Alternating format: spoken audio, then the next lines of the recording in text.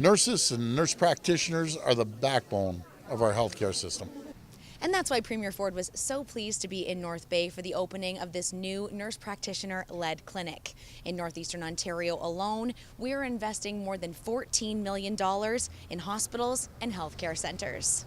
We went by a nurse practitioner-led clinic, and wow, was I impressed. This is a clinic that takes the load or the burden off the hospitals when you can go into these clinics and get taken care of just as well as a hospital, depending on obviously the situation you're facing. The entire purpose of that budget is to protect what we value the most: health care, education, and the core public services that we all cherish in Ontario. And this practitioner-led clinic is exactly the example of how we're going to solve hallway health care. Next up, the Premier and Finance Minister Vic Fedeli got ready for Budget Day at Vic's Shoe Repair. Minister Fedeli then took the Premier for a tour of Premier Mining, where they got a chance to chat with workers.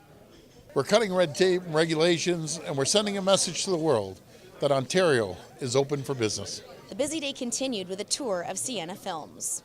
And finally, a stop at Calendar Legion, Branch 445. These are just beautiful people who work hard, pay their taxes, and want to have a government that can offer them relief and the government they can trust. And you heard it loud and clear tonight. They just love Premier Ford.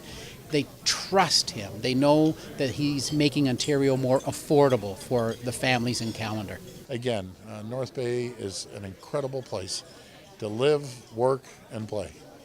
From the opening of a nurse-led practitioner clinic to a shoe repair store, Premier Ford saw today that North Bay is open for business. For Ontario News Now, I'm Lindsay Vanstone.